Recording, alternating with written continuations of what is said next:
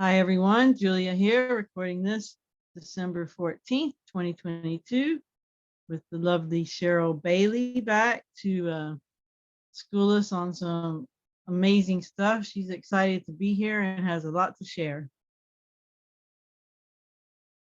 Good afternoon, everyone. Hope you're having a beautiful day. So what you got for us, Cheryl? Well, as I said in the previous post that we had done, anytime something comes into my own personal reality, I look at what's going on because it's all right there, right? Your fears, your ego, your belief, it's all right there in your now experience. And I'd experienced a couple of things about actually it's about the persecution of the Gnostics and the mystics. And the allegory that's written, in some ways in the Bible, it was written to turn people away from their own self-realization, of their, cosmic consciousness, that we're consciousness, that we are not at these avatars. And if you go back to the Gospel of Thomas, it says right there, that we are more than what we think.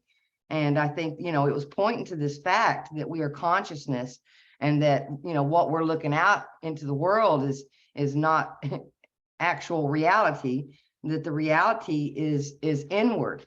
And, I got to thinking about that. And one of the experiences that I had, one of the first things that Tom said when I was at the immersive, he said, you can be yourself here. You do not have to worry about what other people think, or, and then I raised my hand and I said, or getting burned at the stake, right? It was, and a feeling, came over me there. And it was almost like oh, be careful what you say, this is going to go bad somewhere. So I thought about, what was happening and what you and I talked about last time. And this is what came up. It's like almost this, we're going to get in trouble for talking about these things. Because if you, think about it, the Gnostics, those were, sects that sects, sects that they had a whole different thing going on than the other, that Jesus is outside of you and he's here to save you and you have no power here to do anything. But the Gnostics, they had a different take on it, that they were consciousness, and that they did have their own power, and that the power was within, through self-realization, and through self-realization of understanding that they were consciousness. And because of that, that would take the power away from the powers that wanted to be back then, to control the people, because when you control consciousness, you're controlling the power. And so it was, and if you can look at it, and the war on the mystics and the Gnostics, I mean, they killed a lot of them. And then as it came down through history, you had the witch burnings. And then as you move forward, you have, oh, psychics are crazy, and it just goes on and on and on. You even had, in the modern time, you had Rupert Sheldrake. He was villainized because of a TED talk he did about consciousness. They even took it down. And then Graham Hancock did a talk about the war on consciousness, and how that war has been waged for thousands of years. And it's related to power. And then you can go forward and you can look into the collective consciousness. And right now, the powers that want to be are getting everybody to create exactly what they want them to. They don't have their own power. They're in this collective mindset of what other people want them to think, because and believe. And so they've captured their creative, energy, and they are using their creative energy to create what they want them to create. And that's why it's so important to do the work, because, if you're within the collective and they're using your consciousness, they've already taken your power away. You have no power. And And that's why I think that, over the last couple of days on the things I was looking at, I think there may be a little bit of an informed field around, as humans walking this earth, if we, take the Gnostic route, the mystic route, and go in and find our own power, that we do become very powerful beings here. And there's a lot of lessons about being careful with that energy, being careful what we say to others, and it's something Even that, being careful what we think. yes, And that's yes, why we're here to train, because we are that powerful, and you have to have such pure thoughts. Otherwise, that's how we got in the mess we're in now, right? Because they've corrupted our thoughts to be in a fear-based, scarcity-based mindset. yes, we have to train ourselves to be positive. We have to train ourselves to be positive in our thought, in our being. And that's really important, because after you've done some work with your consciousness, the more power you get. And and when it was first happening, I was, oh, I need to be careful here. Look what I just did. And it is something that, you have to learn, and you can't get it wrong. We are here to learn about it, and you just have to, work with it and go with it. And then once you see what you're doing, and if you're really aware of your, situation and everything that's going on around you, you can see what you're doing with your mind. You can actually see it. And that's why that negative thought, that fear-based mentality, you get more power behind you. Well, then you can create more of that around you. So I think that that's part of what we had kind of going on was, the fear of the mystic, the fear of the Gnostic, fear of, coming to the inward journey of self-realization, that you are consciousness, that you are not just somebody in a meat suit walking around here. I think they, they learned early on that, the real root and the real reality here is consciousness. So there's always been a war on consciousness for power and control, because they knew that's where the power is. Yeah, it's interesting you mentioned Rupert Sheldrake and Graham Hancock's band TED Talks, because both of those were the ones who really opened my eyes to the dogmatism of science, and how we have scientism, and they use that, again, like you said, mystics aren't real, psychics aren't real, all these powers that are, labeled supernatural powers, as Tom Campbell's always saying, they're just natural. We think they're supernatural, and we do have those abilities, and they do come with responsibility. But at the same time, that's what we're here in this contained field for, is to make those mistakes and learn those lessons, because really there aren't mistakes, they're just lessons. Exactly. You can't do it. You can't get it wrong.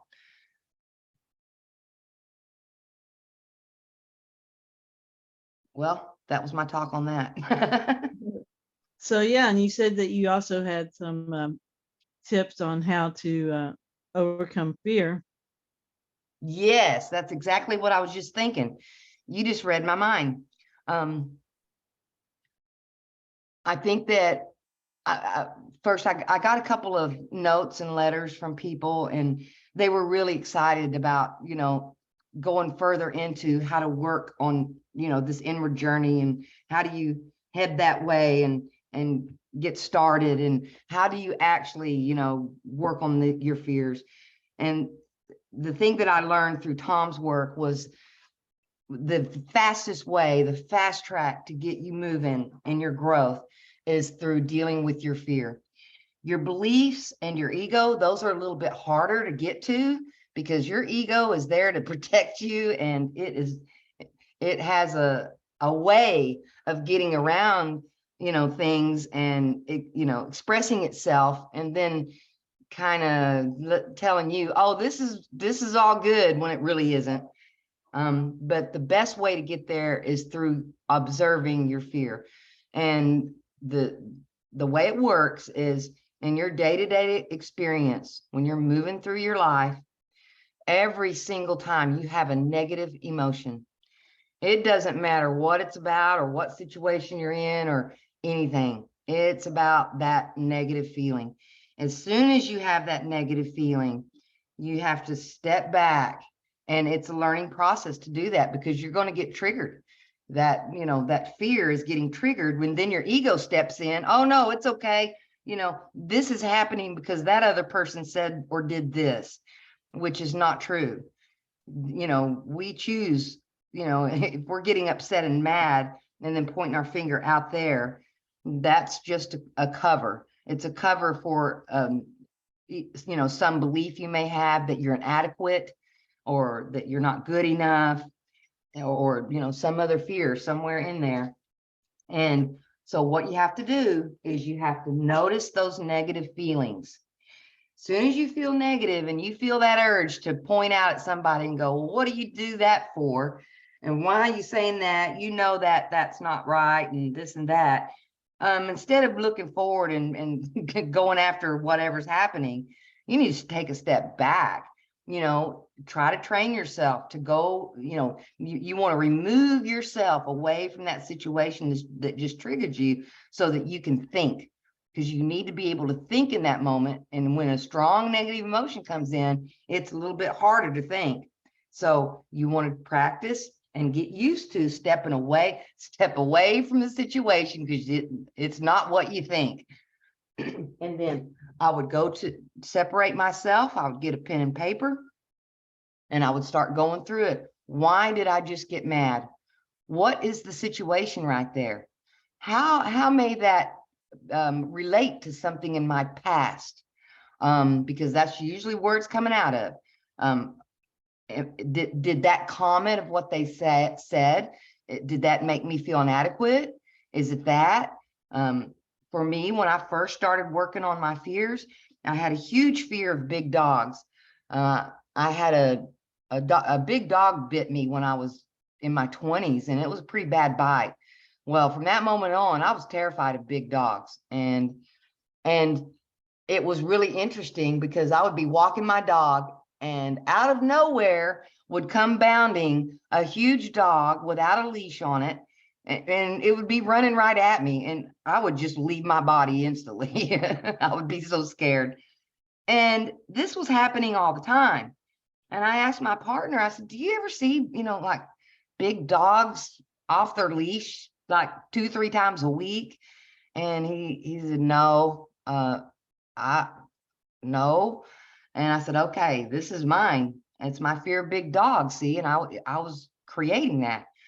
And so first few times the big dog comes running out, and I was like, wait, this is just a fear. Look at that big dog. It's wagging its tail. It doesn't want to bite me. It's just trying to say hello. That is not that big dog that bit me. And so I started working on that fear of big dogs. And I was noticing that big dogs were appearing, because you manifest your fears all the time, because we create our reality. And that was that was my first fear that I got rid of, was fear of big dogs. And then as you start moving through them, and then your experiences keep happening, you have to keep sitting with yourself. Why am I feeling this way? Why am I having this negative feeling? And over time, practicing this, you will get better and better at it, to where it gets to the point where you're looking out at your experience and you can recognize instantly which fear is operating, which one has been opened, which fear you have manifested. And then I had a list of them. I had a lot of fears when I started. And I was one of the most negative people on the planet also. And I think we talked about that in the other podcast. But as you work through your fear, you will notice that they will blow up and they will get a little bit bigger, because when you set your intention to get rid of your fears, they're going to start coming at you in rapid fire succession, because you've set an intention. I want to get rid of my fear. And so what's going to happen is they're going to start showing up for you. It's for you. The world is not against you. Everything that's happening is for your growth. And so every time they start coming up and showing up, you just got to sit with yourself. For some people, you're going to have like not just a fear, negative feeling. You're going to have kind of a panic response. And, and some people that have been triggered a lot throughout their lives, their brain is going to have this little triggery sensation. It's going to trigger it a lot easier. And if you are one of those people like I was going into panic, and I had several talks with Tom about it. I said, I can't work with the fear. When the fear shows up, my consciousness is just leaving my body and taking off.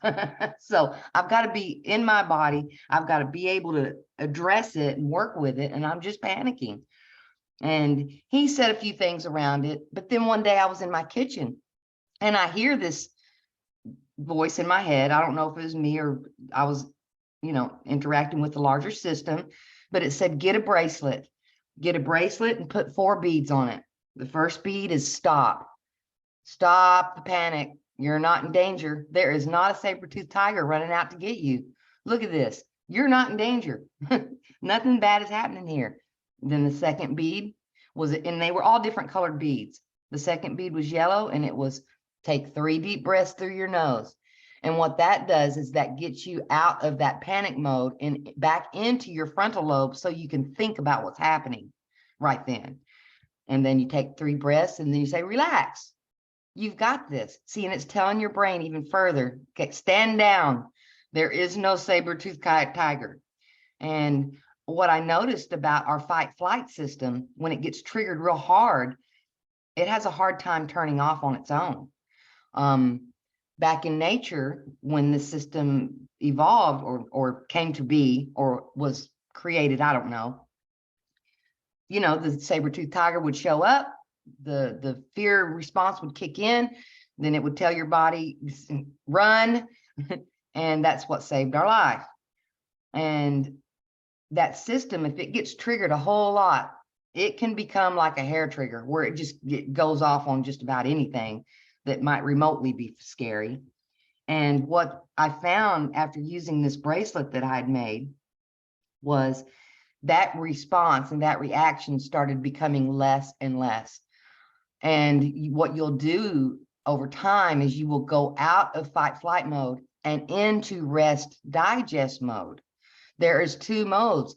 And I found that myself and a lot of my friends, we were walking around in fight-flight mode most of the time. And what that does is it disconnects you from your frontal lobes. That is where you think about things, and that's where you can use your logic. Well, when you're in fight-flight mode, you're just panicking, it's time to run. You've got to be able to think while you're in fight-flight mode so that you can get rid of these fears that you've got.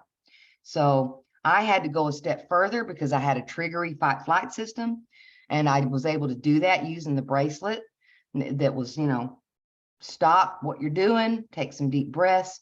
You need to breathe through this. You are not fixing to die. There is nothing happening here except what you perceive to be something that might hurt you in some way. And over time, I did get to a place where I could sit there and breathe through it. And when I would feel that negative emotion, I would think to myself, oh, here we are. Let's go and see what this one is. And as you work through those, your fear will start lessening and it starts decreasing over time. And then the next thing you know, you will feel more loving because, the opposite of love is not hate. The opposite of love on the other pole is fear. That's why if you have a lot of fears, you can't be a loving person because you're over here resonating in the fear mode and you can't get to where the love is. And so as I was sitting there working on this stuff, I started noticing more love could flow through my being. More love could come into my consciousness and I could give that to other people. And I noticed my reality was started shifting in a really big way. And a lot of good things started happening during that time. And it's almost like it goes up. You work real hard on the fear, you get rid of a few fears, and then you kind of get a break. It's like a breather, and then you rest and you just go through your life, and then you won't have, a fear pop up for, a few days. And during that time, you just feel so much better because it is the fear within your being and that's causing you to feel the way you do. It causes you to feel discombobulated, causes you to feel scatterbrained. It causes all of these problems within your consciousness. And then as you work past some of that and you start coming out of it, then you can see your progress, which is what spurred me on. And that was one of the things that I found. Okay, Tom's right. He's right about fear is the problem and love is the answer. He's right. I've seen this change my reality, where some of the other spiritual teachers that I'd been listening to at the time, I didn't see any changes in my reality. I saw the same old thing, just different faces, different places, and it was just the same thing over and over again. And this was the first time that I really saw some major changes in my being. And it wasn't just me that felt it, it was people around me that noticed it. And they started calling more often, they started coming around more often. And, when someone is full of fear, like I was, and it makes you a very negative person. And nobody wants to be around that. It's like there's two tables.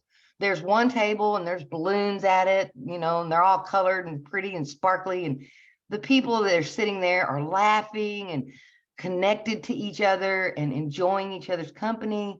And then there's the other table. It's got, it's raining. Everybody is talking about all the pain in their life. Nothing good is happening there. It's just more of a rehashing of what has been, and they're sad. They're sitting still. They're not connected to each other. Well, which table do you want to sit at? 99.9% of people want to go sit at that happy table, if anything, to see what's going on over there, because why are y'all having so much fun? And there's a lot of people that feel the same way. So when you're in a lot of fear in your consciousness, what's happening is anywhere you go, you're taking it with you.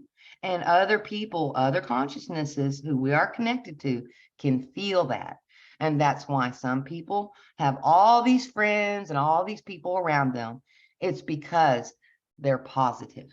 They're positive people. They don't live in fear every day. And that's why some people look very different. And you can see it through some of the, even some of the famous people that we have in our world today. Look at how their being is. They were beings of love. That's why they had so much attention. That's why there's a lot of people around them.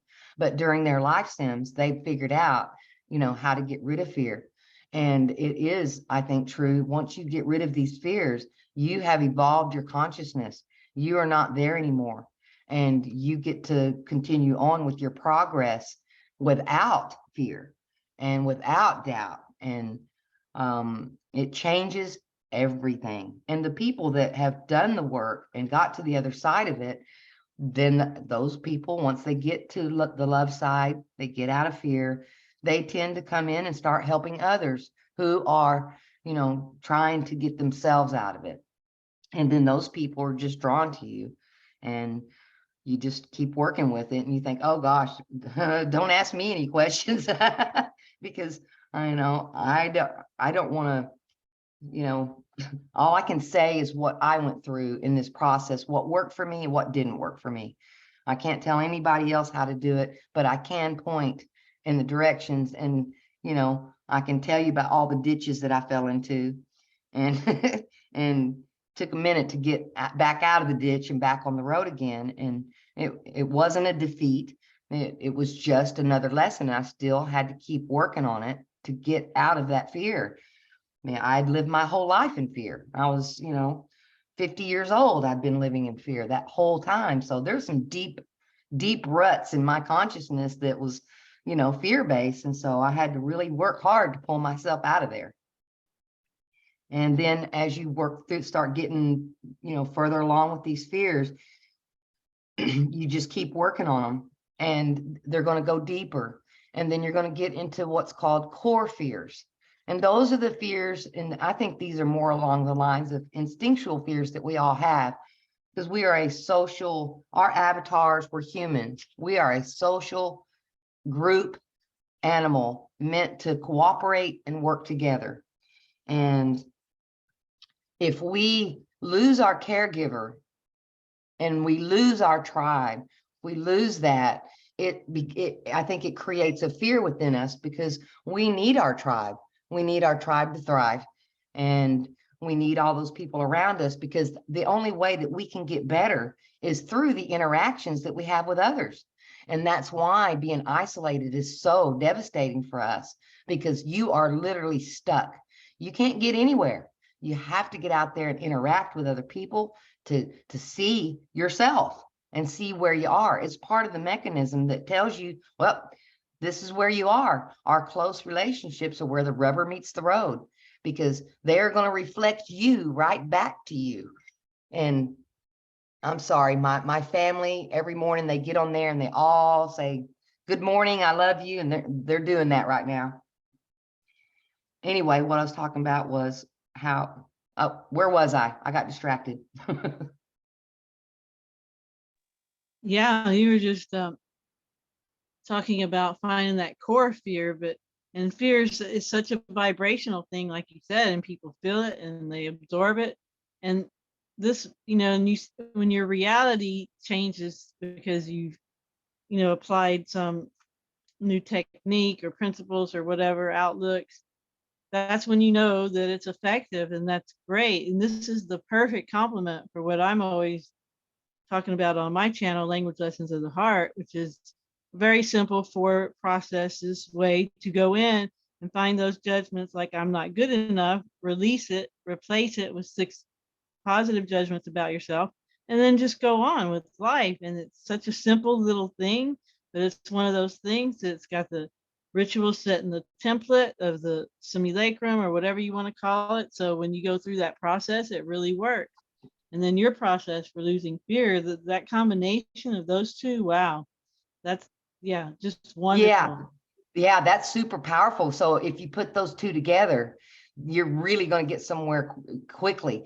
That's what the point I was making is, once you start getting into these core fears, which are related about our connection to others, is one of the big ones is I'm not good enough. I'm not worthy. I'm not a good enough person. Because as children, we get these ideas in our head because of some of the experiences we had. Maybe your parents were overwhelmed with themselves, and it was never about you as a child, as a human being. It was about them, had nothing to do with you. But if you get those beliefs in you that it was about you and that you're the bad person and you were wrong, then you're going to have this core fear that I'm not good enough. And that will shade everything in your life. And that's probably why I clicked out there, is because this is what I've been working on this last year, is the core fear of not being good enough, not feeling good enough, feeling inadequate. That core fear is a really tough one. It has a lot of charge around it. And as you get into that core fear, I think that your technique of going in and replacing that negative belief that you're not good enough, you can use your logic in that. It's like, wait a minute, I'm not good enough. So you can come in and wait a minute, that what I did over there, that wasn't bad. I must have been good enough to do that. And you start looking at the good things that you've done in your life instead of focusing on the things that didn't have the outcome that you really wanted. And you can start looking at it in a way that is more beneficial, and putting by using logic in this piece of it. Say, okay, logically, if I was a horrible person, then there would be a lot worse things going on in my life right now if I was just completely dark and bad, right? You've got people around you that love you. You've got a lot of good things around you that if you're focused in that you're not good enough, you can't even see those things. And so you really need to, go a little deeper and look at those things. I worked as a nurse for 25 years, and I was in the service of others my whole career. It wasn't about me. And I think the system set it up that way so I could get out of myself, so that I could see that it was about others. Because when I walked into their house, I was a home health nurse. When I walked into their house, they were devastated. They were sick. They were in a fear hole. And I recognized immediately this has nothing to do with the physicalness of it. This is, there's something going on emotionally here. And usually I would be able to figure out what was going on. And I ended up being able to help them just by pointing in the directions like, well, maybe your knee isn't the problem. Maybe the problem is you've got you know, this person that's living in your house that doesn't appreciate you and doesn't like you, but you're supporting them and paying all their bills. And, you know, maybe it's time for them to start supporting themselves, you know, a lot of other things like that. Because if you're in a situation where you are just constantly giving to other people who don't care, you're trying to, you know, prop yourself up. Oh, I'm good enough. Look at what I'm doing. I'm helping this person.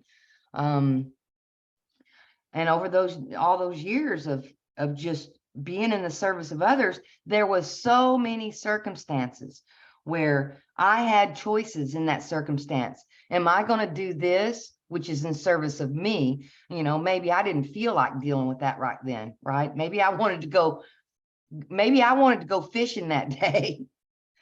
Or am I going to go over here and deal with this situation over here? You know, I've got a patient that I need to go set up an appointment and go see. They're struggling right now.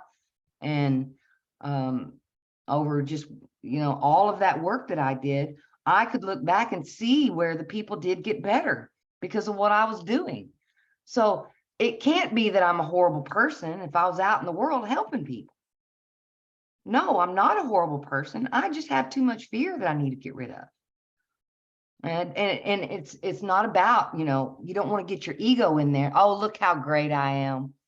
Yeah, boy, I'm just really something. See, that's your ego there. This is really about a deeper thing, about, you know, it's a consciousness thing. I'm here to work. I'm here to grow. I'm not doing anything wrong. It's not about, oh, looky here, look how great I am. Does that make sense? Totally makes total sense. And yeah, just this whole thing where people don't realize when they're overly helpful, like you said, to other people that don't appreciate it. Like I've talked about before, people are like addicted to helping other people just so they don't have to do that introspection, because they do have that judgment, or as you call it, that fear of I'm not good enough. And so they just don't want to look at that themselves. So they're always putting stuff out so they don't have to go in. Yes, feeling not good enough will wear you out because you're doing things, and I've done it too. I was doing it too. I was doing that too, along with the good things I was doing, and I was overdoing in some areas. And it was, well, see, look how good I am. Look, I really don't feel good about myself, but look what I'm doing for you. Because I'm going to prove that I'm good enough. And it doesn't work that way. You know, it's a vibration within you, feeling good enough. It's not outside of you. The feelings of worthiness, and that is an inner vibration. It doesn't have anything to do with, you know, wearing yourself out, doing things for other people when they really need to be doing those things for themselves, actually. Because when you overdo and you help people too much because of feelings of inadequacy, then what happens is you overextend yourself, number one. Then you can't be loving and help other people. Number two, you know, it prevents them from doing the introspection that they need to do. And I've seen these a lot with, you know, 20, 25-year-old children where their parents are still, you know, taking care of every single problem that pops up into their world. Well, you're setting them up to not be able to take care of themselves and not be able to deal with anything. They go out into the world, then a real problem happens, you know, and then they just melt and deteriorate because they've never had to deal with any problems or had, and you want people to have the consequences of their actions. Because, you know, if you're doing things that's harmful for you, we need that feedback loop. We need that consequence. We need that struggle so we can get out of there. Otherwise, it's just going to be a recurring theme in your life over and over and over again. You're just in a tumbled drive. You're just going around in circles and you're stuck, not getting anywhere.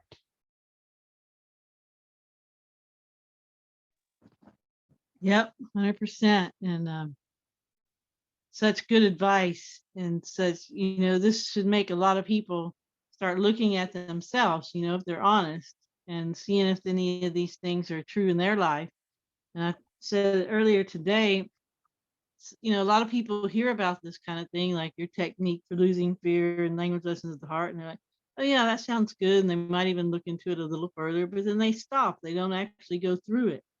But it's so worth the work, because like Cheryl was saying, you just get so good at manifesting that you really have to watch what you say or think, because the craziest little things will manifest. Like one day I was sitting there with my phone and I was like, well, it'd be crazy if I shut this off and forgot my PIN number, which I'd known for years. And it actually happened. It took me days to get it back.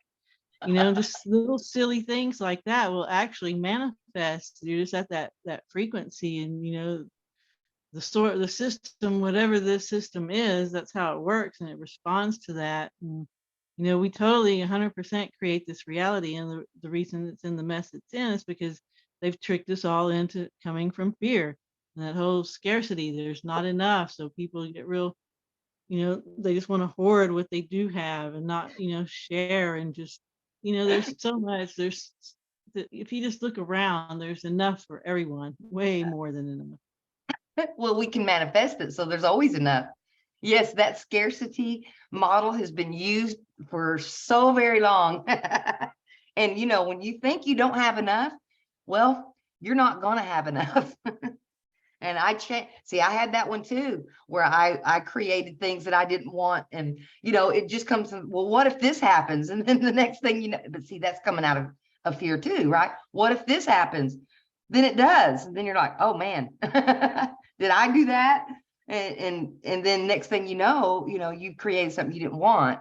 And that was one of the big ones I went through too, is that I always, when I was 38, I had a situation where I had to stop working for a Hey, few Cheryl, you years. didn't turn your volume down, did you? Because it got lower for me, but it could just be on my end. I didn't. Should I turn it back up? Yeah, go ahead and turn it up. It's probably just on this end, but just in case. How about that? It's a little better, but go ahead. It's a little better. Okay, I'll raise my voice a little bit if I can. It's probably just my phone. Okay, we were talking about manifesting things we don't want, and feelings of there's not enough. And Right. You said when you were 38, something happened. yes, when I was 38, I had to quit working for a little while. I had to deal with some physical things that were happening, and I had to work, and it was just, I always had the thought, there's not enough. Uh-oh, I'm not going to make it. What am I going to do? I can't work. See, I was having all these thoughts. And guess what? I couldn't make money and then I didn't have enough. And everything that I was thinking, that's exactly what happened. I did figure it out. But over the last few years, that's all I started thinking. I have everything I need. And when you have everything you need and you really believe it, you have everything you need and more, because you're not in that scarcity mindset. And you may not have bucket loads of money, but what I have found is that anything I want to do, that I'm able to do it. It just works itself out. When I was wanting to, go to the immersives, and that it's money, it's good. There's flights involved, there's paying for room and board, and there was all these things that I need to pay for.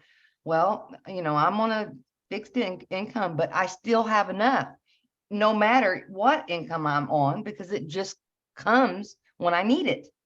And it's because I believe, because I have the mindset that I have everything I need. And that is one of the biggest things that I see out in the world is, oh, there's not enough. Well, are you saving for your retirement? Well, oh no, what's going to happen if?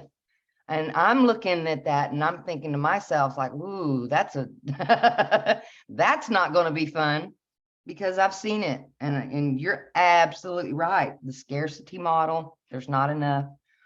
And I think that, I kind of went deeper with it of, well, I have enough finances. I have enough money. I have enough.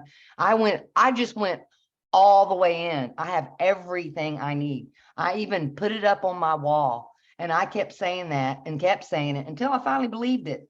And then you should have seen how my reality shifted after that. I have everything I need. I have a roof over my head. I have all the food I need. I have a car to drive. I just have everything I need. And that one, once you're working with this stuff, if it doesn't work right at first, when you first start doing it, don't be discouraged, because you are building an informed field. You are creating this.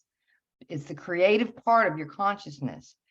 So it's going to take a while to reverse a trend that you've had going on for a long time.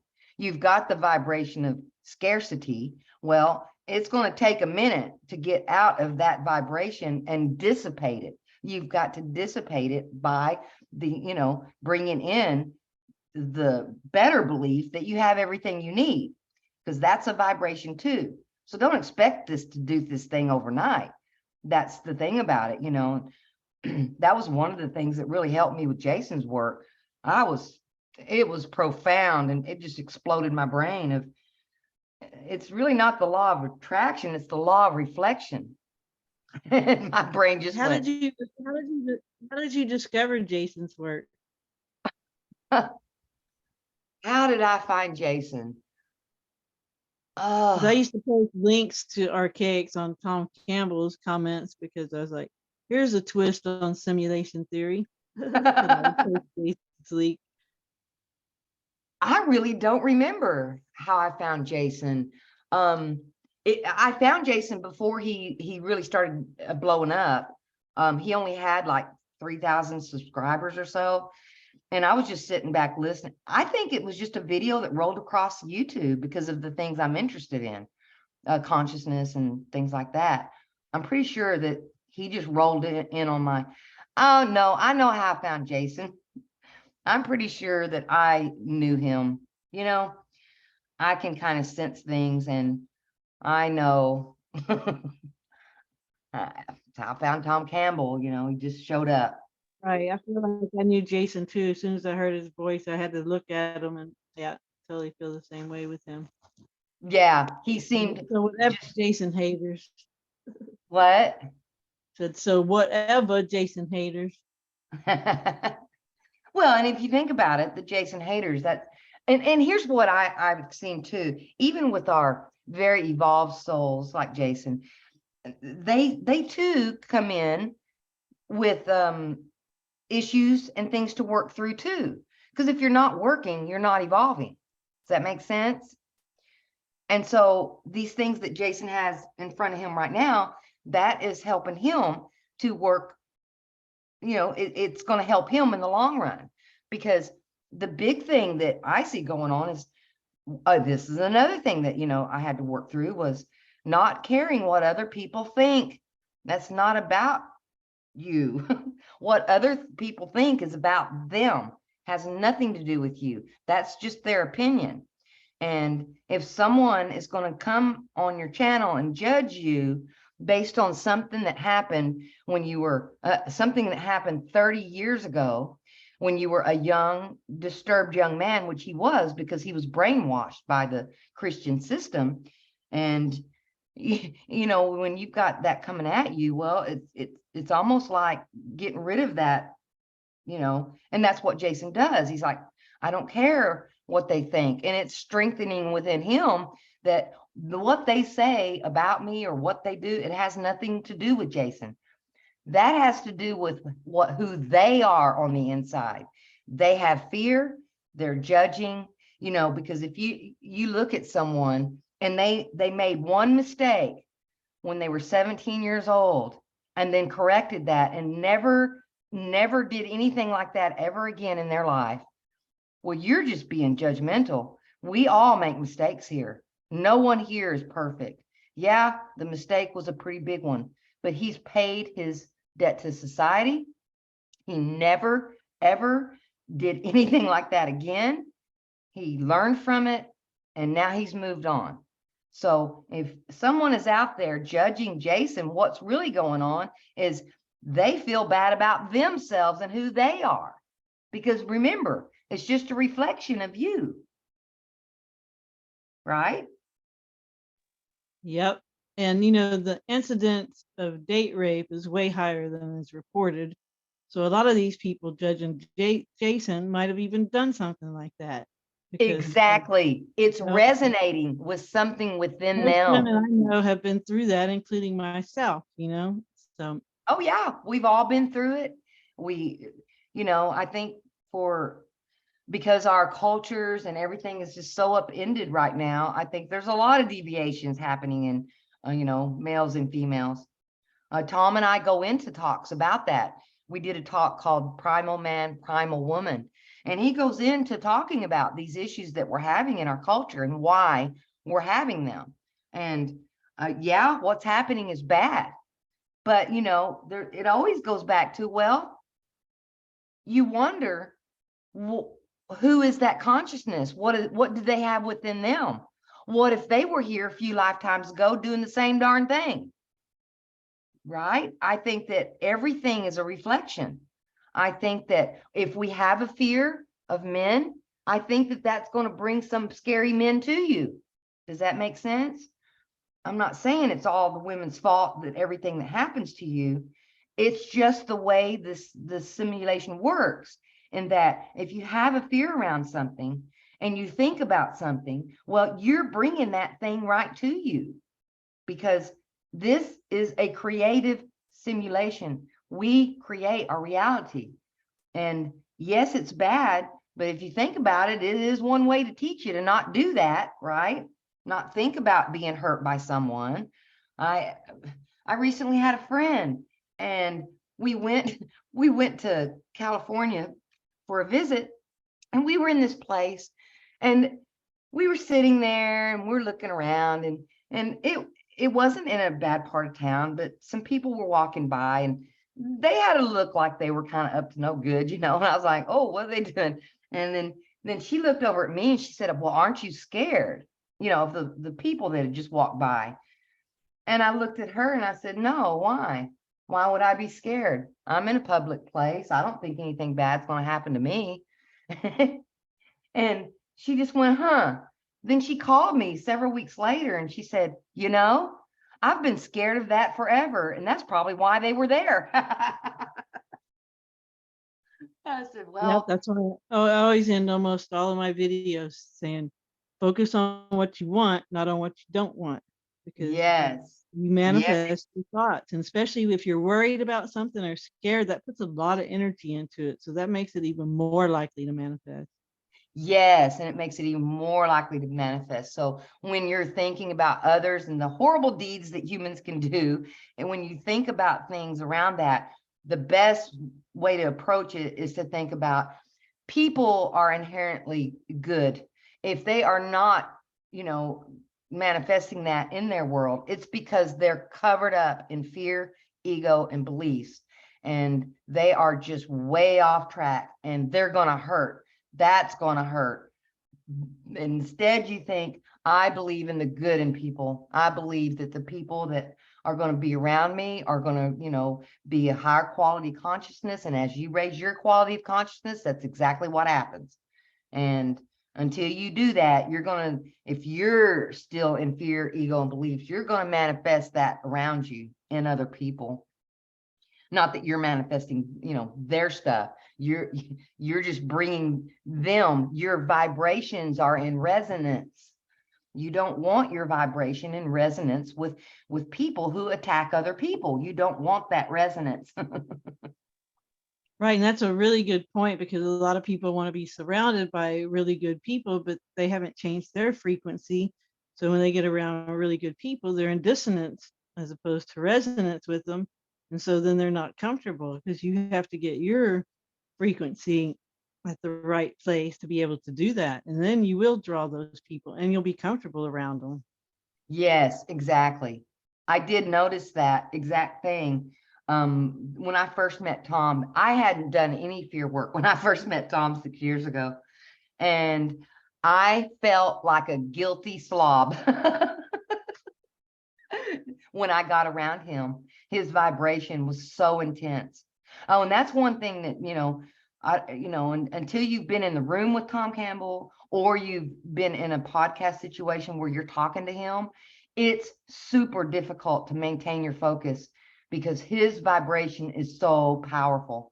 And a lot of times when I was on the podcast, I'm just stumbling over my words, because I was not in resonance with that. So it was, it was making it more difficult for me to think through what I was even trying to process. And when I first walked into the room and, you get looked at with that vibration of love. And if you've never felt anything that strong, it takes you off your feet. You don't know what's, something's going on, but you don't know what it is. You don't understand. And if, I had a very fearful vibration and it made me feel guilty. I felt guilty. And then I started saying, oh, I must just be a super young soul.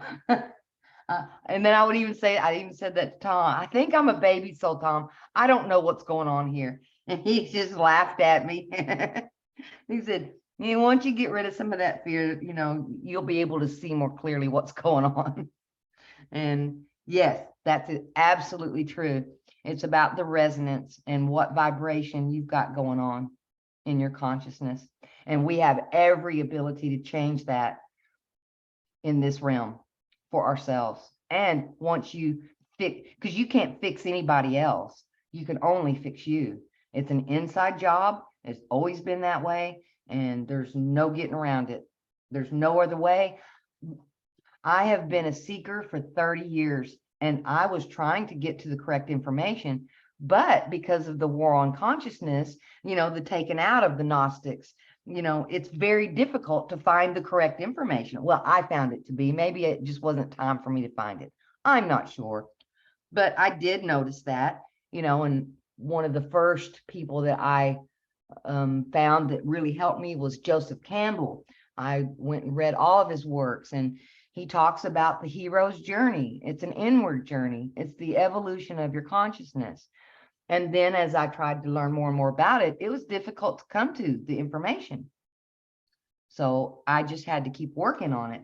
And I worked a long time. And I tried everybody else's, I tried Abraham Hicks. Oh, you just need to, if you feel this negative vibration, it's because you're in contrast, and you just need to change your vibration and be, into a positive, happy energy, and we do have that ability to do that. But if you have a negative thing going on within your consciousness, you're going to go right back down into that as soon as one of your fears pop up.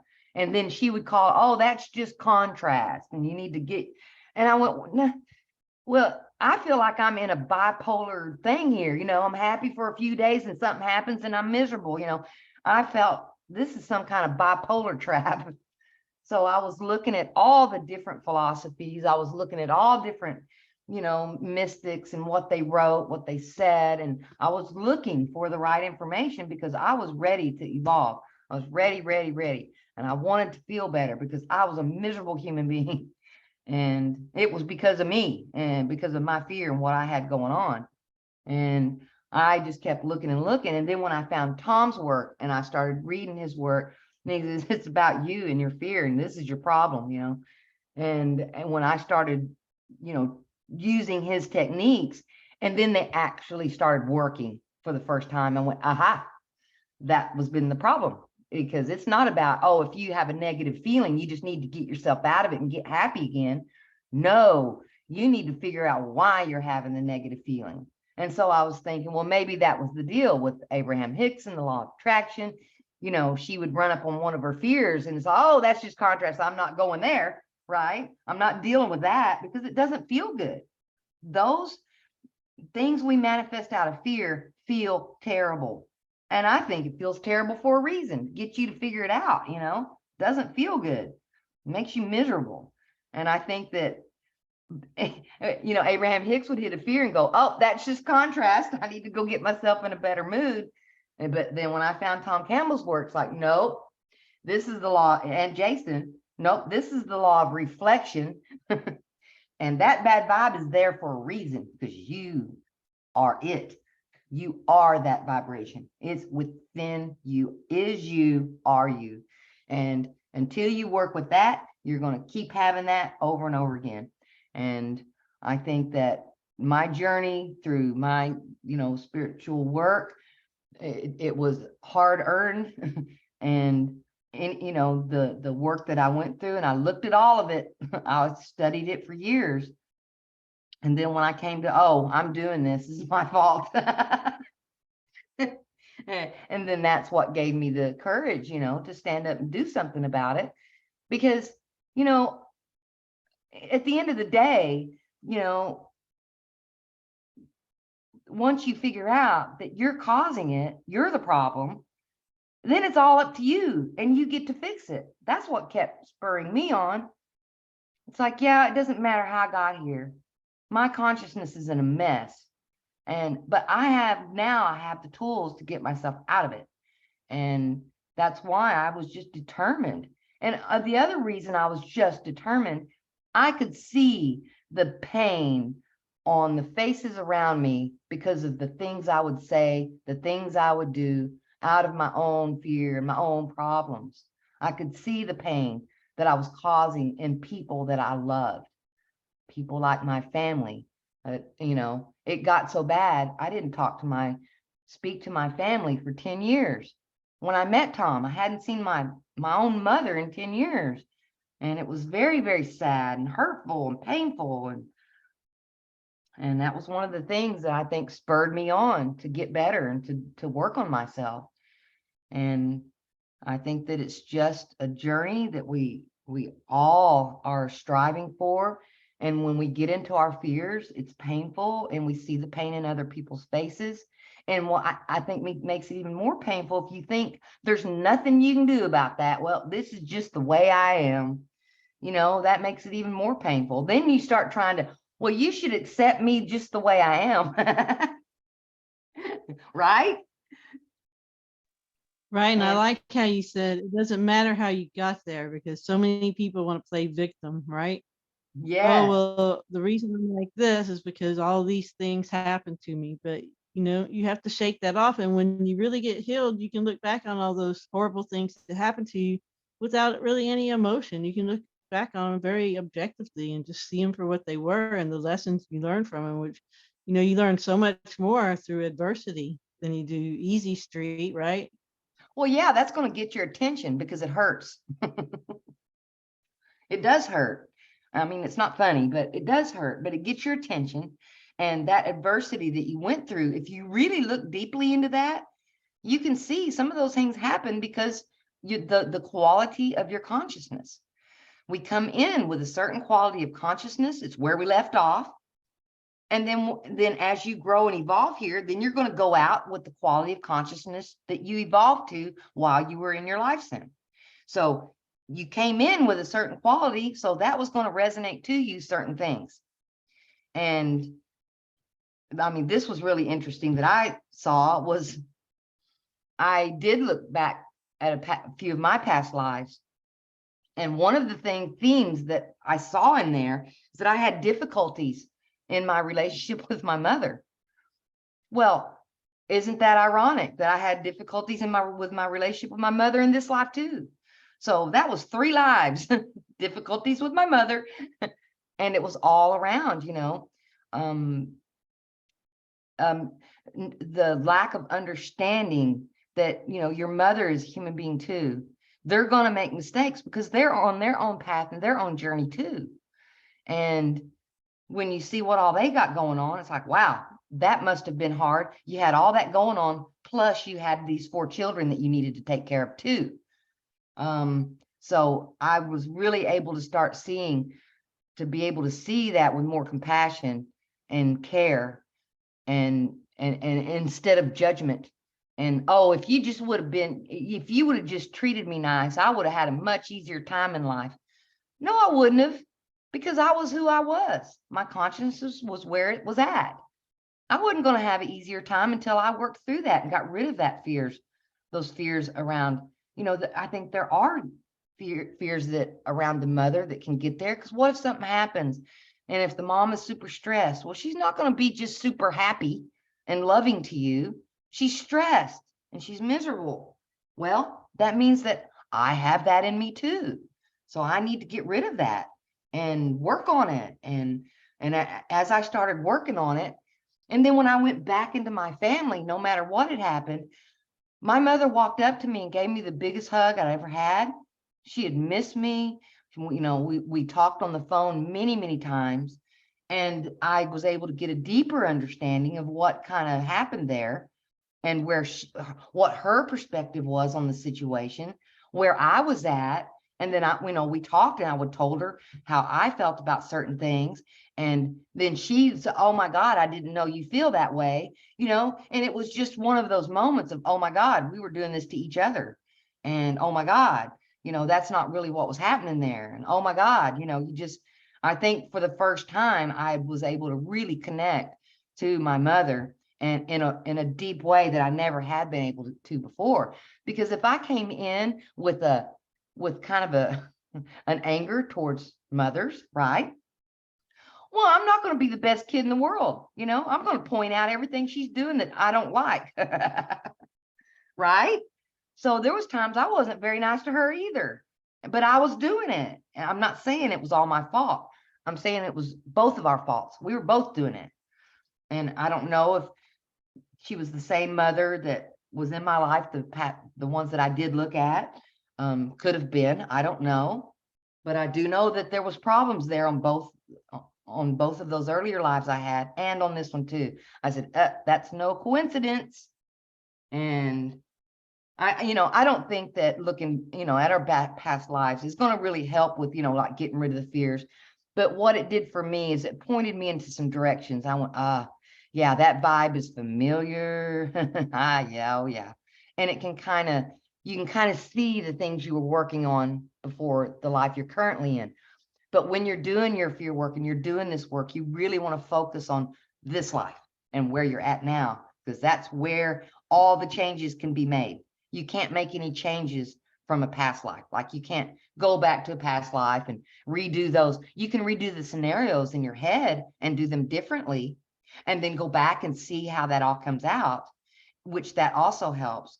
But I think focusing on the life that I'm here right now is the most important thing that I do.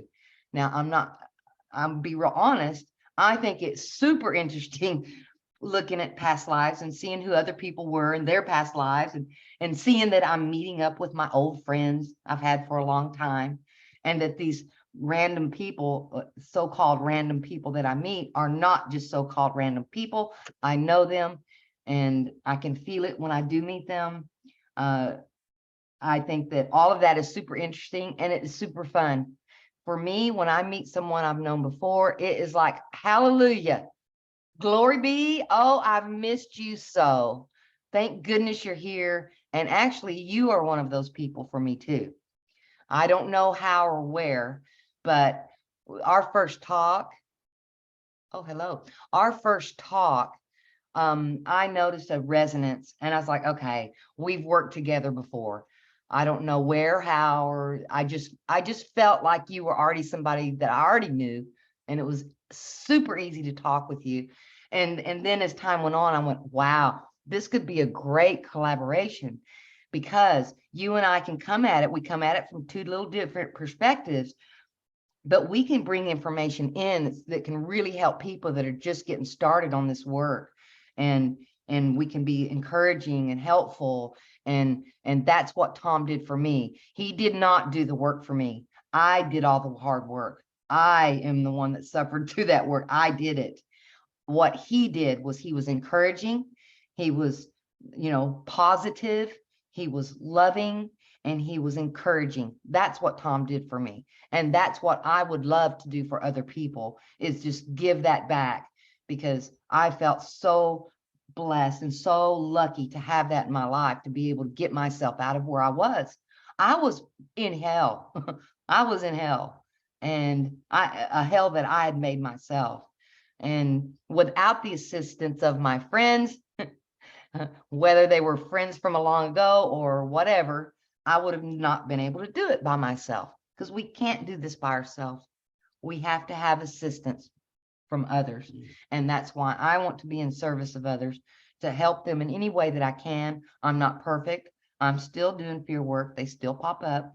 but I am a little bit down the road now. I have gained some insight into how this reality works, and I would love to help people, just get to the place, because a lot of people really do want to do the work, but it's just, well, how do you approach this? Because when you're in chaos, you kind of get caught up just looking at the chaos. And that's the way my life was. It was just chaos. And then as you get further along, you know what? It gets funny. This system has a sense of humor, and it does start getting funny. Because some of the situations that the simulation will put you in, this is a setup. And it gets funny and you start laughing. And it does get better. When joy and love start coming back into your being, you can look back at those things and go, wow, no wonder I couldn't see what was going on. I was just full of myself. And it gets better and it gets easier, and to be supportive. And I was really moved by a couple of emails and a couple of comments that other people made. I was really moved at how they just really wanted this information. They really wanted to, work on this and move forward. And it humbled me to where I'm really glad to be here. And it's a happy homecoming. Well, hello again, Julia. Totally. And yeah, and that's a really good thing about language lessons of the heart, is it gives you the simple process. It's so simple. And that what is so many that called people again? Language lessons of the heart. I have an emotional healing playlist on my channel. And then Okay, also okay. LLOTH. That's just the letters for language lessons of the heart. Right. Workshop playlist, because Michael Harrell, the founder, he did a workshop recently online, and it's just simple work to do, but you have to do the work. You have to do the work.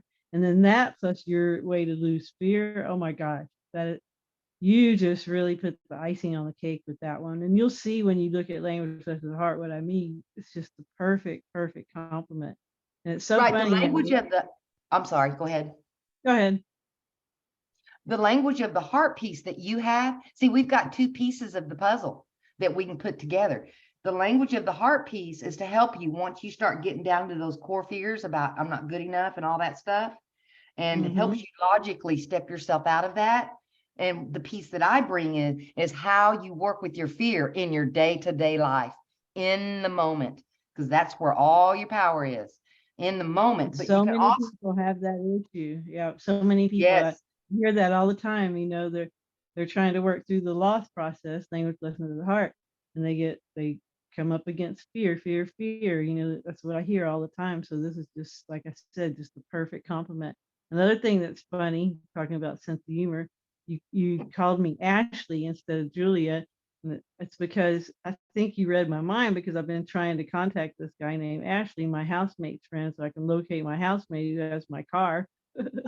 So I thought that was just funny, because I know my name's Julia because we've been sending emails to each other. So it's just funny. That was such a slip. And yeah, it's one of oh those. my goodness. See, well, now I knew something funny was going on when we both, this is just crazy, because we do have some kind of psychic connection.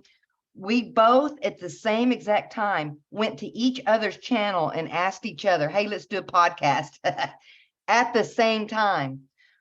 I mean, Yep. And usually I wouldn't have been up that late for Archaics Live, but one of the dogs here woke me up. And so I was just up. So I got on and I saw it. And then, yeah, it's one of those. the larger system meant to be. It was orchestrated. Oh, yeah. 100%. And how these things work is the system knows who we are and what we're trying to do. And so the system probably nudged your dog, go wake your mom up, because Cheryl is on this live chat, and the system knew that you would go check out the chat if it was going on, right? You jumped in there and then the system was over here in my reality nudging me, hey, Jason's live, go see what they're doing over there, because I love getting in that chat. It's so hilarious. I have so much fun in that chat. Oh my goodness. I got a really good thing from the chat the other day. It said, yep, whatever baggage I have, I packed it. Oh my God. That just tickled me to the bone. And Great. That's good self-honesty.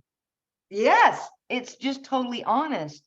And I think the reason why we have such a hard time coming to that fact that we're doing it is because it makes us feel guilty because we've done a lot of stuff, right? It's like, oh, I'm bad. Well, no, you're not bad. You're just consciousness, and your conscious needs a little shining up. That's all it is. And this reality is not real. It's just here for you to shine up that consciousness and get that fear out of there. And it's made to help us do this.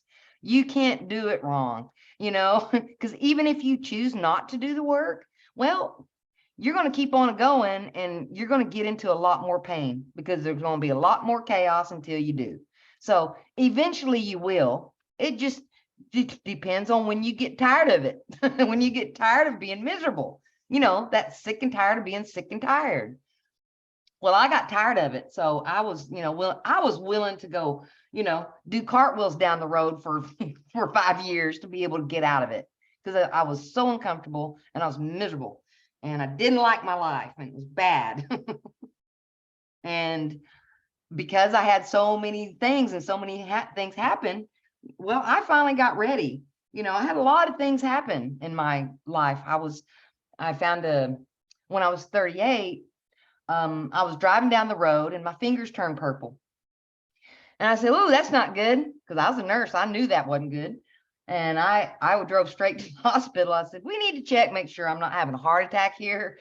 And so they did some tests. No, your heart's working fine. I don't know why your fingers are purple. I don't know. So they took an x-ray of my chest, and I had a hidden birth defect that I didn't know was there. I was born with 14 ribs instead of 12. Well, the top 2 ribs was cutting off the blood supply to my arms.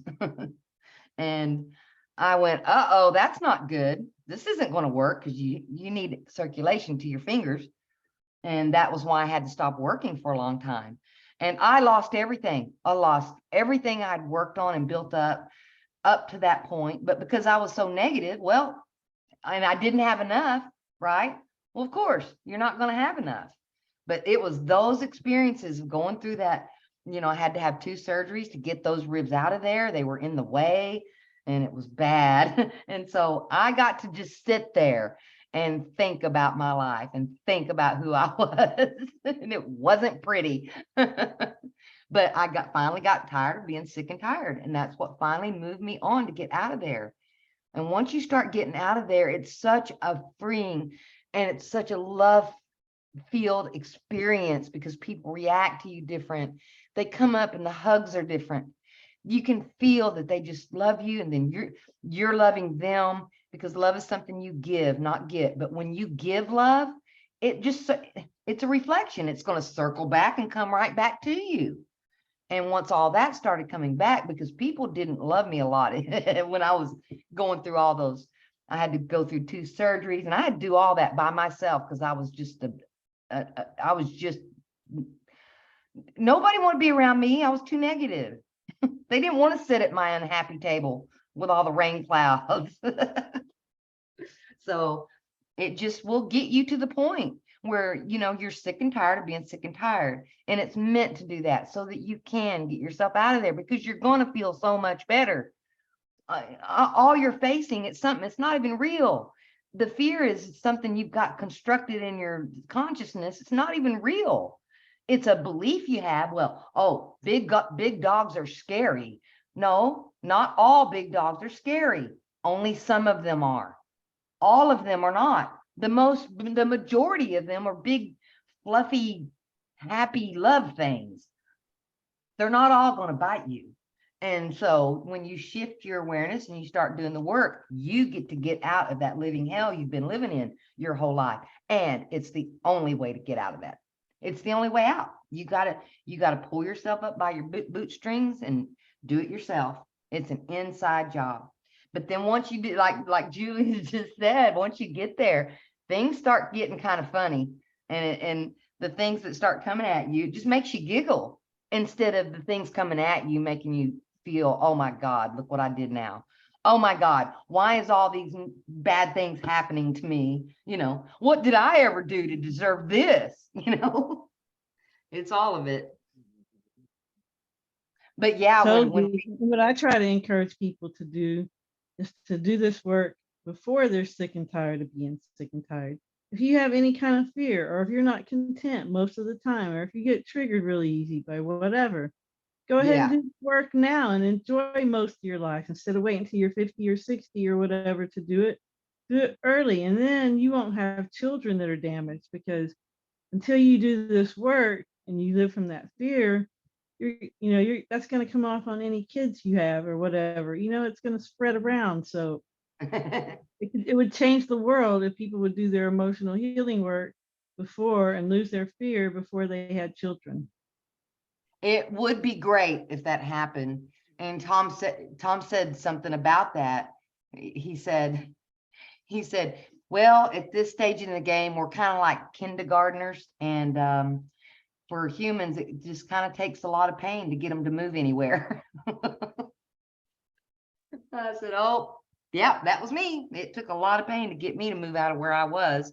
But he said, as people evolve, as our consciousness evolves, he said that we won't need pain or struggle to evolve anymore, because we'll understand things a lot more.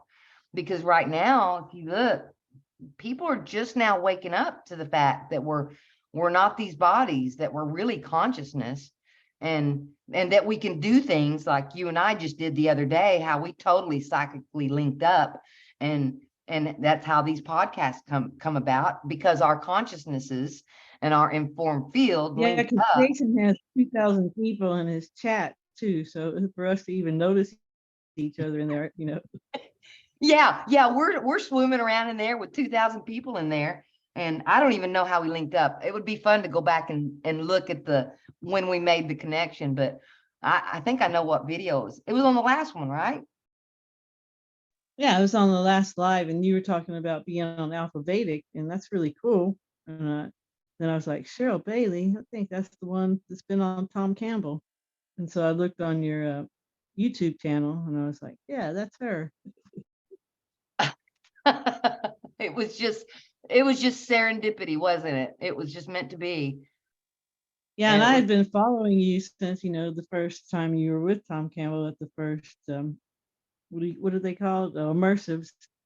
And because he had all those videos of that. And it's funny now because I'm doing an intentional community here, and uh, this young guy Eugene, who's 22, well, I started watching him from another guy, Charlie Freak's channel, and before he even started a YouTube channel. But anyway, now he's here doing this intentional community with me.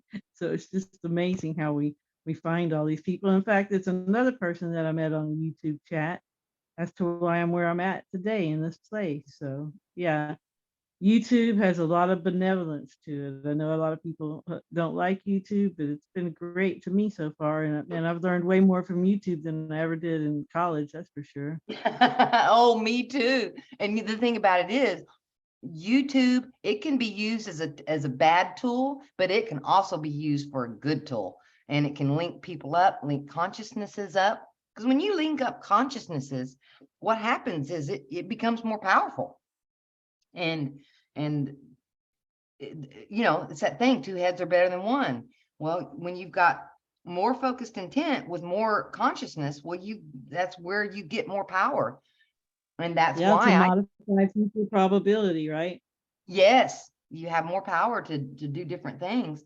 And I think it's just meant to be that it's all hands on deck. We're all here because of what, the way things are going right now, it's an opportunity for people to grow and learn about what they It's the really are here. last opportunity, right? For errands, according to Jason, this is your last opportunity. Otherwise, you're going to get looped back in here. Well, maybe that's why it's super important that we wake up and help others wake up, because they don't want to loop back in and do another 6,000 years. I know I don't. But Yeah, if I did, I want to move on to the different reality stream. well, and I've thought about it. It's like, well, if I do loop back in and do another round, then I think that it would be okay if I could help others, and because you take the quality of consciousness with you. So in a way, I'm not going to have to go back to square one and start over and, remove and do all this fear work. Well, I've already Right. done the fear work. Think about Tom Campbell's life, this lifetime. He didn't have any adversity growing up, right? He talked about how he just had a perfect upbringing, went to Yes, college, became a scientist, hooked up with Bob Monroe, got to actually do science experiments in the astral to come up with all his yes, quantities. And, he didn't need any adversity. He came as a very evolved consciousness. And that's yes, probably how we would come back if we had to come back into this and do it again. And they're gonna need people like us, yes, people, like Tom Campbell is for us now to come yes. back. Well, if that's what you get, that's what you get. But you'll know where you stand, and it'll be totally different. Because look at Tom Campbell's life; he's had a great life, right? He told me he has a good day every day, and I know that he does. He has had a great life. So what's making, people not want to ever come back here again is because they haven't worked through their fear and they haven't grown past it. That's why they don't want to come back, because it is hell on earth when you are full of fear. It is hell on earth. And once you get rid of that, well, you know what? This reality is fun, and it is joyful and happy. And most of my experiences since I've done this work, I'm still got a little bit left to do. I'm still working on it, but I've had way more good, situations come up than bad. And it's been way more fun and way more interesting. I'm going to get to go to the very last meetup with the MBT team is happening in March over in the UK. How far away from you are the UK? I'm not far. I might, because I wanted to go. I was going to try to manifest the resources to go to the one in Italy. Remember that one was going to look. That one looked awesome. Oh, So well, yeah, they all got canceled, but right. this one is going to move forward. And Tom even said early on those other ones that they probably were going to get canceled because he could look at the data and he saw, yeah, they're going to get canceled. But on this Right. one, this one's going to go, and it's going to be in Yeah. March. Well, we just got to set intentions that, we all want to be Yeah. there. It's going to be a grand reunion. Yeah, and I actually have people here that I can trust my animals with, so I wouldn't mind leaving them. That So, would be I awesome. haven't had that in a long time. You know how that goes. Your animals are your babies more than your babies are your babies. Oh yeah, fur babies. Oh yeah, we love them. And one thing we could do is, we can talk after our little Right. podcast Yeah, here. yeah. But yeah, So we'll probably go ahead and wrap this one up. It's been about an hour and a half again, and man, there's so much good stuff. And just to review your strategy for when you're dealing with fear, for one thing, also you offer bracelets. If anybody wants a bracelet, I guess I'll put your email. Is that okay in the description? yes, email me, and they are not for sale. I give them away. Just email me if you are going into panic when you're trying to work on your fear. Just email me and I will send you the bracelet. It's a whole technology, and it tells you exactly what to do to help you, because you need to be in your body and standing there facing that fear and looking at it so that you can get in there and get rid of it. That's how you get rid of it, is by facing it in the moment. Not sit, because yeah, you can think about, oh, I have this fear and that fear, but there's no time like the present. And when you're standing there facing it, then that's when you really can get rid of it and really get quick at getting rid of it. But you've got to be able to be a little calmer so you can think when it's happening. For some people like me, it'll trigger you into a panic, and then the next thing you want to do is just get yourself out of there and leave the scene, but you just left the scene that you need to get past it. That's how you get past it. So yes, don't worry about it. Just, put in your email, if you want one, and I will send it out to you. No problem. Do you get like a little set of instructions with the bracelets? There is, yes, it has everything. It has little cards to show you how to work it, how to do all of it. And then Oh wow. the How only thing awesome. that I would need is like the wrist measurement so it'll fit right. Um, I know what I can do. We'll figure it out after the podcast. We'll figure out what we can do and how we can get the information to people who need the bracelet out there. Right. Yeah, we'll put it in the description, and I'll also put her channel, her YouTube channel. Please go subscribe to it. She's growing it, and everybody needs to go to watch her interviews with Tom Campbell. They're so awesome. She takes them different places. I like your little technique of having them pick a number. That's smart. Yeah, it's pretty cool. And yeah, Cheryl, thank you so much. It's just so cool. I'm glad we found each other finally in this lifetime. And I'll just put this on the pause on the recording, and we'll keep going for a few. And thanks Here's everybody out there for listening. And I hope you have a great morning, afternoon, or evening, wherever you are. Remember to focus on what you want and help others if you can. All right, Cheryl, thank you again. And you want to say bye? Goodbye, everybody. And remember, when you are standing there dripping in that fear, that you have assistance here. You are not here alone. There are people out here that are willing and want to help you face those fears. And I call it just getting rid of them dragons in there, because you have the power to do so. You have way more power, and you are way more than what you think. And good luck to everybody as you try these techniques, and I just wish you well, and I'm sending my love to every one of you. All right, everybody. Ciao, ciao.